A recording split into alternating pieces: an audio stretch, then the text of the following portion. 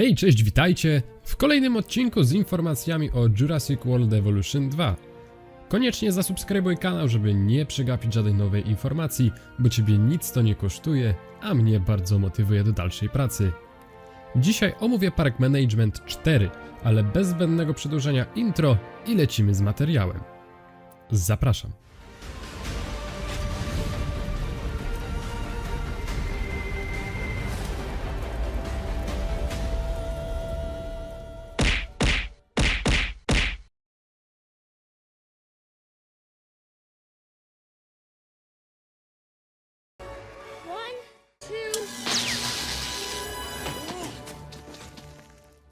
Czy wczorajsze informacje od Frontier odnośnie dwójki mówią nam coś nowego? Generalnie jeśli oglądaliście moje wszystkie wcześniejsze materiały, to większość z informacji podanych wczoraj doskonale znacie. Potwierdziło się dużo moich spekulacji i analiz, ale jest jedna, a w zasadzie to nawet dwie nowe rzeczy warte uwagi, a w tej drugiej rzeczy to w sumie nikt się nie spodziewał. Ale po kolei. Omówili nam wczoraj wybiegi lądowe, awiarnie i laguny. Co do awiarni, jak już kiedyś mówiłem, będzie to budynek modułowy. Dlaczego modułowy? Bo możemy połączyć ze sobą kilka awiarni, tworząc jedną dużą. Po drugie, będą mogły być zniszczone przez latające gatunki, które tam żyją, przez co będą mogły z nich uciec i atakować gości. Po trzecie, przez awiarnie będą mogły przechodzić wycieczki z Jurassic Tour. Po czwarte, mamy możliwość ich kustomizacji. Będziemy mogli wybrać sobie, jakie będzie podłoże, roślinność i tak dalej. I w kwestii awiarni to w sumie tyle. Laguny. I to w zasadzie w lagunach jest pierwsza niespodzianka. Chociaż w sumie bardziej rozczarowanie niż niespodzianka, no ale po kolei. Laguny, tak samo jak kawiarnie, będą budynkami modularnymi, czyli jeszcze raz powtórzę, będziemy mogli połączyć kilka naraz, tworząc jedną dużą lagunę. Co do lagun, to galerie widokowe będą mogły być naziemne, jak i podwodne. Ale pozytywnym aspektem jest to, że aby zwiększyć widoczność wodnych gatunków, to nad laguną będą mogły iść szyny od naszej kolejki jednoszynowej. Zatem wyobraźcie sobie wiszącego rekina, który zostaje zjedzony przez mozazaura tuż obok przejeżdżającej kolejki. Dla mniejszych gatunków będą ryby, więc nie zapomnijcie ich umieścić w lagunach. Generalnie to wodne gatunki niestety nie będą próbowały się w żaden sposób wydostać. Po prostu jeśli będą głodne, no to najzwyczajniej zdechną w środku i nie będą próbowały uciekać.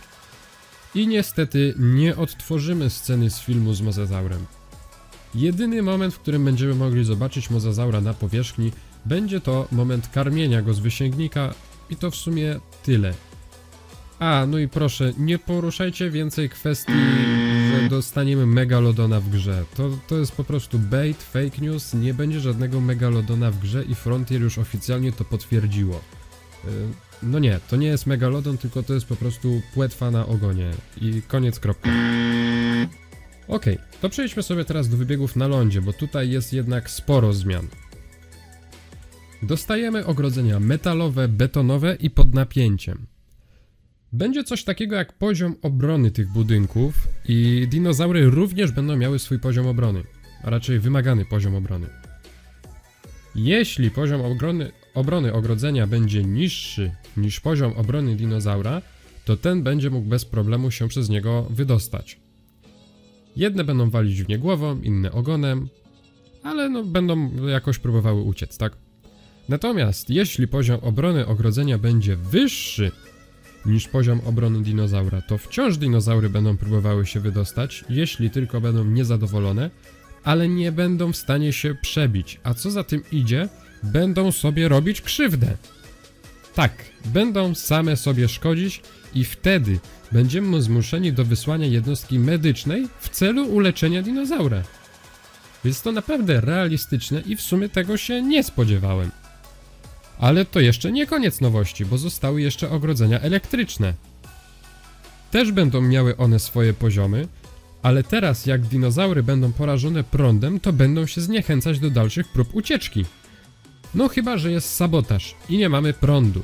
To wtedy normalnie mogą się przebić, albo I teraz jest całkowita nowość, która zryła mi po prostu łeb i dotyczy to na pewno ogrodzeń metalowych, jak i tych pod napięciem, ale gdy jest przerwa w dostawie prądu, nie wiem jeszcze jak z betonowymi, ale małe drapieżniki, takie jak raptory czy dilofozaury, będą się wspinać po ogrodzeniu.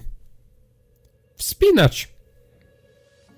I będą mogły w ten sposób wydostać się na wolność. No genialne!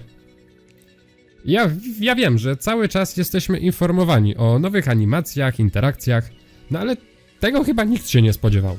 Wow! Ale to wciąż nie koniec nowości, bo jest jeszcze coś. Jeśli dinozaury nie będą mogły się przebić przez ogrodzenie, to mogą od teraz próbować wydostać się przez bramę, bo one też będą miały swój poziom obrony. Bramy będą atakowane, będą się psuć, będą się wolniej zamykać lub całkowicie przestaną się zamykać na skutek właśnie ataków dinozaurów i tamtędy również będą mogły dinki uciekać.